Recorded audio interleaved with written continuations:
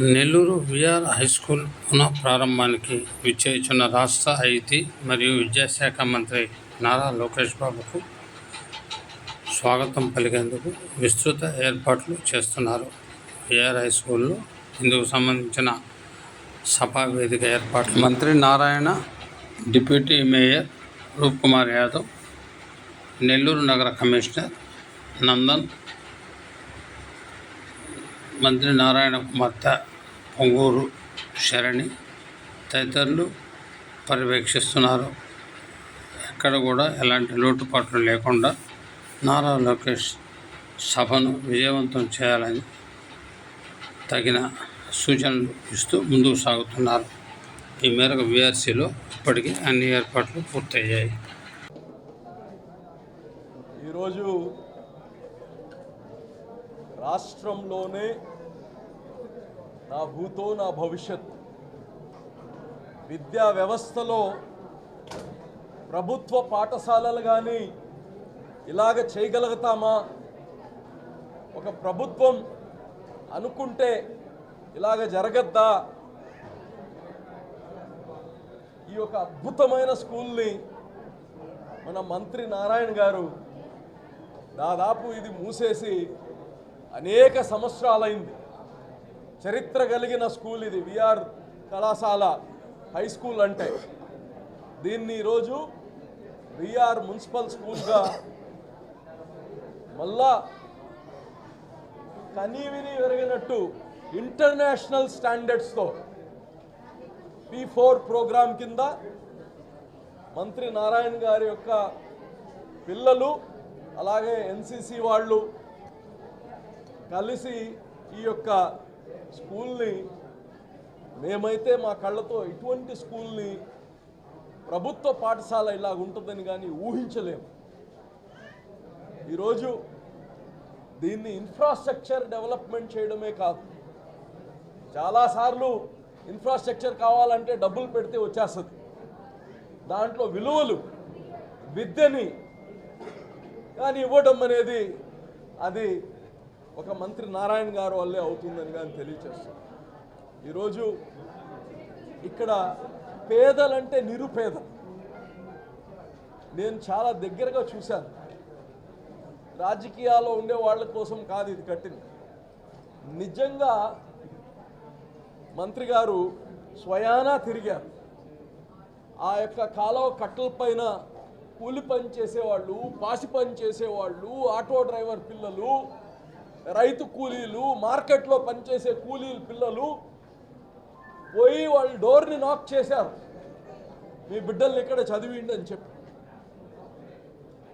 ఈ స్కూల్ని చూస్తుంటే మాకే అసూయ వేస్తుంది, మేము ఇటువంటి స్కూల్లో చదవలేదే అని. ఈరోజు 1000 మంది పైగా 1050 మంది పిల్లల్ని ఇక్కడ పేదలంటే నిరుపేద బిడ్డలకి ఇక్కడ ఇవ్వడం, ఏదో బడిలో చేర్పించడమే కాదు, ఉదయాన వాళ్ళకి చిన్నపిల్లలకైతే ఒక వ్యాన్ పోతుంది, వాళ్ళ ఇంట్లో నుంచి పికప్ చేసుకుంటుంది, ఇక్కడ వాళ్ళకి బ్రేక్ఫాస్ట్ పెడతారు, మధ్యాహ్నం లంచ్ పెడతారు, ఈవినింగ్ స్నాక్స్ పెడతారు. అంటే అన్నం పెడతారని కాదు నేను చెప్పేది, వాళ్ళకి ఆ తల్లిదండ్రులకి ఆ భారంగా ఉండకూడదు. ఆ బిడ్డలు కంప్లీట్గా విద్యావంతులు అవ్వాలి. వాళ్ళ కానీ జీవితంలో ఎప్పుడు మంత్రి గారి ఆలోచన ఒకటే, జీవితంలో ఎప్పుడు పేదరికం కోసం మేము బాగుపడలేదు, మాకు డబ్బులుంటే మేము చదువుకునే వాళ్ళవి అనే ప్రశ్న వాళ్ళ జీవితంలో ఎప్పుడు ఉండకూడదు. వాళ్ళకి అవకాశం కలిగియాలి అని చెప్పి ఈ యొక్క అవకాశం. అయితే ఈ యొక్క స్కూల్ కడితే సరిపోతుందా? కాదు, దీన్ని చూపించి అనేక మందిని ప్రేరేపితం చేయగలిగారు. మన ఎంపీ గారు వేమిరెడ్డి ప్రభాకర్ రెడ్డి గారు ఆయన చూసి కానీ నేను కానీ ఒకటి కడతానని ముందుకు వచ్చారు. RSR స్కూల్ని కడుతున్నారు. ఇంకోటి పెద్ద కన్స్ట్రక్షన్ కంపెనీ DSR వాళ్ళు కానీ నెల్లూరు వాసులు వాళ్ళు కానీ ములాపేటలో ఒక స్కూల్ని కట్టబోతున్నారు. అంటే ఒకరిని చూసి ఒకరి ప్రేరేపణ చెందుతారు. అందరికీ స్కూల్ కట్టాలన్న ఆలోచన ఉండదు. ఒకసారి చూసిన తర్వాత మనం కానీ ఎందుకు కట్టలేము అనిపిస్తుంది. ఆ ప్రేరేపణ చేయడమే ఈ యొక్క స్కూల్ లక్ష్యం. అనేక మంది ఉన్నారు డబ్బులు ఉండేవాళ్ళు, అయితే అవకాశం రాక ఈరోజు దీన్ని చూసిన తర్వాత ప్రతి ఒక్కరు దీన్ని ప్రోత్సహించే వాళ్ళే. అలాగనే రేపు లోకేష్ గారు వస్తున్నారు విద్యాశాఖ మంత్రిగా దీన్ని ఇనాగరేట్ చేయడానికి. దీంట్లో కానీ మా స్వార్థం ఏంటంటే విద్యాశాఖ మంత్రి దీన్ని చూస్తే ఈ రాష్ట్రం మొత్తంలో ప్రభావితం వస్తుంది. ఈ స్కూల్ ఎలాగ నడపబోతున్నారు, ఈ స్కూలు ప్రతి అంగుళం నారాయణ గారు ఇక్కడ కూర్చొని ప్రతి అంగుళంని కానీ ఇలా ఉండాలి. వాళ్ళ పాప ఏదైతే మొత్తం ఈ దేశంలో అన్ని రాష్ట్రాల్లో స్కూళ్ళు ఒకటి మించిన ఒకటి స్కూళ్ళు ఉన్నా ఆ అన్ని స్కూల్ కన్నా ఇది బాగా చేయాలని తీర్చిదిద్దిన స్కూల్ ఇది. నిజంగా నేనైతే మనస్ఫూర్తిగా మంత్రి గారికి, వాళ్ళ కుటుంబ సభ్యులకి, అలాగనే ఎన్సీసీ వాళ్ళకి ఎవరైతే దీంట్లో ఇన్వాల్వ్ అయ్యారో వాళ్ళందరికీ పేరు పేరున నేను ధన్యవాదాలు, కృతజ్ఞతలు తెలియజేస్తున్నాను. నమస్కారాలు. మంత్రి గారు తీసుకున్నటువంటి నిర్ణయము రాష్ట్రంలో ఎవరు కూడా తీసుకున్నటువంటి నిర్ణయాన్ని తీసుకున్నటువంటి ఈ నిర్ణయాన్ని మనం అందరం కూడా ఆయనకి పాదాభివందనం చేయాలి. వాళ్ళ పాపకి ఇది నిజంగా కూడా గొప్ప పాప తీసుకున్న నిర్ణయం, చాలా ఆనందకరమైనటువంటి నిర్ణయం. ఈ చిన్న వయసులో ఆమెకి ఇంత గొప్ప స్కూల్ విషయం వచ్చిందంటే మనసులోకి ఆమె చేసిన డెవలప్మెంట్. విఆర్ కాలేజీ మా ప్రపంచంలోనే గొప్ప పేరు తెచ్చుకున్నటువంటి కాలేజీ. సారు ఇక్కడే విఆర్ కాలేజీలో చదువుకున్నారు కాబట్టి దీని పరిస్థితి దారుణంగా ఉందని తెలిసి దీన్ని అన్ని విధాలా మళ్ళీ మనం డెవలప్ చేయాలనే ఉద్దేశంతో గొప్ప మనసుతో ఆయన తీసుకున్న నిర్ణయం, ఆయన బిడ్డ దీన్ని అనుసరించి గొప్పగా చేసినటువంటి విషయం. అందరూ కూడా దాదాపు 15-20 కోట్లు ఖర్చు పెట్టి మరి ప్రైవేట్ స్కూల్స్ కన్నా మిన్నగా డెవలప్ చేసి చూపించినటువంటి నన్ను అన్ని బిల్డింగ్స్ తిరిగి చూడమని కూడా మరి టీచర్ల నుంచి పంపించారు సారు. నేను తిరిగి చూశాను, నిజంగా కూడా అద్భుతంగా ఉంది. నేను కొన్ని కాలేజెస్ కూడా కట్టించినటువంటి అనుభవం ఉంది. దానికన్నా మిన్నగా ఈరోజు ఈఆర్ కాలేజీ అంటే ఓల్డ్ కన్స్ట్రక్షన్స్, పాత రోజుల్లో కట్టినటువంటి బిల్డింగ్, గోడలు దాదాపు 3 అడుగులు 4 అడుగులు వెడల్పుతో కట్టినటువంటి గోడలు ఉన్నాయి. వాటిని మరి అలంకరించి తీర్చిదిద్ది మిన్నగా అన్ని స్కూల్స్ కన్నా మిన్నగా ఉండేటట్టు చేసినటువంటి డెవలప్మెంట్ అందరం కూడా హర్షించాల్సినంత అవసరం ఉంది. ఈరోజు నారాయణ గారు తీసుకున్నటువంటి ఈ నిర్ణయం శాశ్వతమైన నిర్ణయం. విఆర్ కాలేజీ వెంకటగిరి రాజా గారు ఏ ఉద్దేశంతో పెట్టారో కానీ ఈరోజు మన నారాయణ మంత్రి గారు తీసుకున్నటువంటి నిర్ణయము, ఆయన బిడ్డ తీసుకున్నటువంటి నిర్ణయము నెల్లూరు జిల్లాలో శాశ్వతంగా పేరు నిలబడుతుందని నేను ఆశిస్తున్నాను. ఈరోజు అన్ని విధాల నెల్లూరు జిల్లాలో ఈ స్కూలు గొప్ప పేరు తెచ్చుకుంటుందని ఆశిస్తూ నమస్కరిస్తూ సెలవిస్తున్నాను. నా పేరు శర్ణి పొంగురు, నేను మంత్రి నారాయణ గారి కూతురునండి. ఈరోజు ఇక్కడ విఆర్ స్కూల్లో నేను మా నాన్నగారితో వచ్చానండి. విఆర్ స్కూల్ జూన్ 30th నుంచి స్టార్ట్ అయింది. రేపు లోకేష్ గారు వస్తున్నారు ఈ స్కూల్ని ఇనాగ్రేట్ చేయడానికి. గత వారం నుంచి పిల్లలు స్కూల్కి వస్తున్నారు. గత వారం నుంచి ఈ స్కూల్ కూడా స్టార్ట్ అయిందండి. స్కూల్ ఫుల్ ఫ్లెడ్జ్డ్గా high end infrastructure, high end ఎక్విప్మెంట్తో, మంచి టీచర్ క్వాలిటీ ట్రైనింగ్తో క్లాసెస్ జరుగుతున్నాయి. చాలా అంటే చాలా సంతోషంగా ఉంది. మా నాన్నగారు మినిస్టర్ అయిన తర్వాత ఒకటే చెప్పారు, మినిస్టర్ అయితే నేను ఫస్ట్ విఆర్ స్కూల్ని ఒక రోల్ మోడల్గా తీసుకొని గవర్నమెంట్ స్కూల్ని నేను హై అండ్ ఇన్ఫ్రాస్ట్రక్చర్తో ఇంగ్లీష్ మీడియం స్కూల్గా చేస్తాను అని.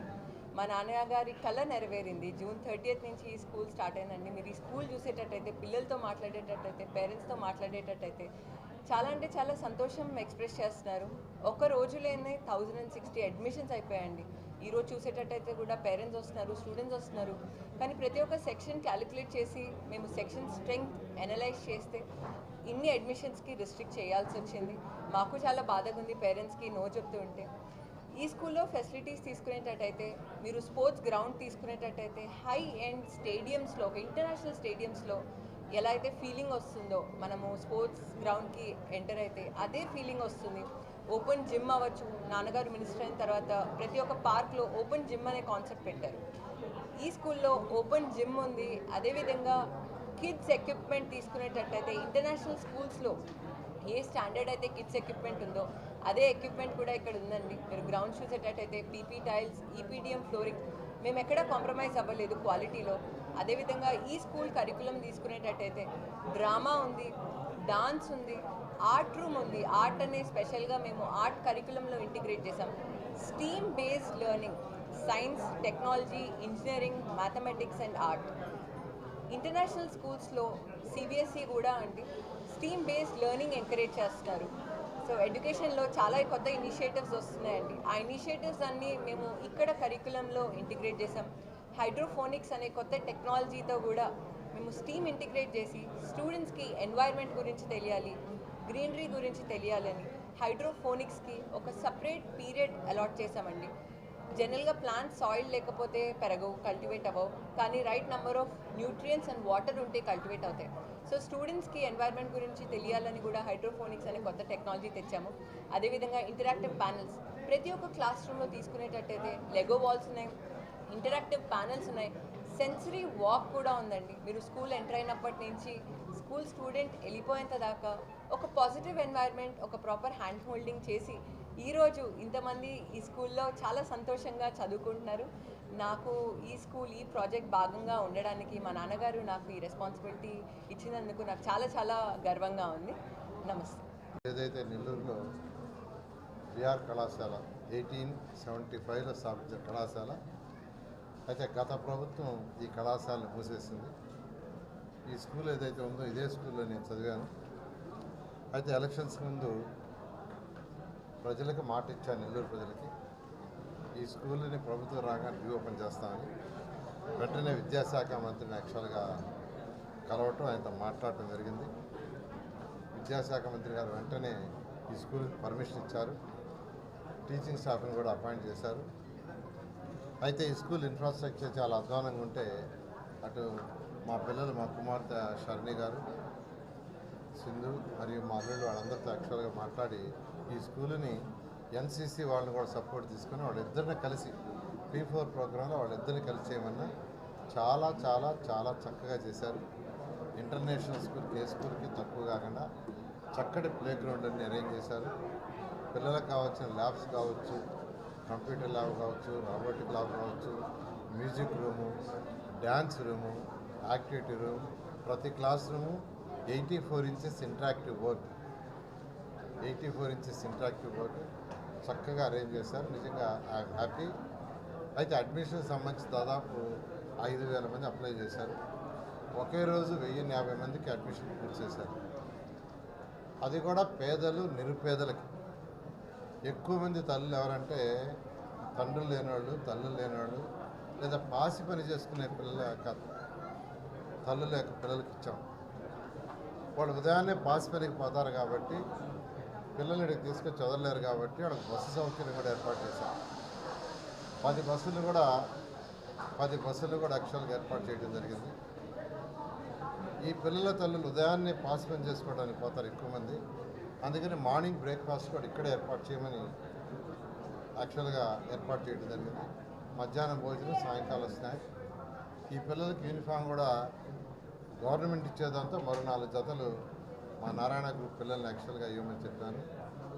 అదేవిధంగా పిల్లలకి దగ్గరుండే పెద్ద పిల్లలకి సైకిల్లో వచ్చి ఏర్పాటు చేసి, ఎందుకంటే సైకిల్లో రావడం వల్ల వాళ్ళకి ఎక్సర్సైజ్ కూడా ఉంటుంది. ఆ సైకిల్ కూడా యాక్చువల్గా మా నారాయణ గ్రూప్ పిల్లల్ని యాక్చువల్గా ఇవ్వమని చెప్పాను. ఈ విధంగా ఇటు నారాయణ గ్రూపు, అటు ఎన్సీసీ గ్రూప్ ఇద్దరు కలిసి చాలా చక్కగా తీర్చిదిద్దారు. అయితే ఈ ఒక్క స్కూలే కాదు, డిమాండ్ 5,000 మంది దాకా ఉంది కాబట్టి నెల్లూరులో ఉన్న అన్ని స్కూల్స్ని ఖచ్చితంగా ఈ రాబోయే 4 ఏళ్లలో ఇదే స్టాండర్డ్లో తీర్చిదిద్దాను. రాబోయే 4 ఏళ్లలో. అందుకనే డిఎస్ఆర్ అనే ఒక కన్స్ట్రక్షన్ వాళ్ళు నెల్లూరులో పుట్టి పెరిగారు, ఈరోజు హైదరాబాద్, బెంగళూరు చేస్తున్నారు. వాళ్ళు ఒకరోజు ఇక్కడ ఈ ప్లేస్కే చూపించా. వెంటనే మేము కూడా ఒక స్కూల్ చేస్తామని మూలాపేట స్కూల్ తీసుకుని ఆల్రెడీ స్టార్ట్ చేశారు. డిసెంబర్ కల్లా గ్రౌండ్ ఫ్లోర్ కంప్లీట్ చేస్తాం, ఎక్విప్మెంట్ పూర్తి చేస్తాం అన్నారు. వేమిరెడ్డి ప్రభాకర్ గారు RSR స్కూల్, ఆయన కూడా ఇక్కడికి వచ్చి చూశాడు. ఆయన కూడా P4లో స్కూల్ చేస్తానన్నారు. అదేవిధంగా గుంటబడి అంటారు మోడల్ స్కూల్ 40 డివిజన్లో, అదైతే వర్క్ ఆల్రెడీ టేకప్ అయింది. ఇవన్నీ కూడా హై స్కూల్స్ 14 ఉన్నాయి. 14 హై స్కూల్స్ని వచ్చే సంవత్సరం జూన్కి ఇదే విధంగా తీర్చిదిద్ది నెల్లూరులో పేదలు, నిరుపేదలకు అంకితం చేయడం జరుగుతుంది. మిగిలిన స్కూల్ కూడా రాబోయే 4 సంవత్సరాల్లో పూర్తి చేస్తాం. దీనికి ఈ విషయాన్ని విద్యాశాఖ మంత్రితో నేను చెప్పినప్పుడు వెంటనే వారు స్పందించి వెంటనే చేయమని ఆదేశించి ఈ స్కూల్కి పర్మిషన్ ఇచ్చారు. వెంటనే స్టాఫ్ని అపాయింట్ చేశారు. దానికి నెల్లూరు ప్రజల తరఫున విద్యాశాఖ మంత్రి అయినటువంటి యువ నాయకుడు లోకేష్ గారికి ప్రత్యేకంగా ధన్యవాదాలు.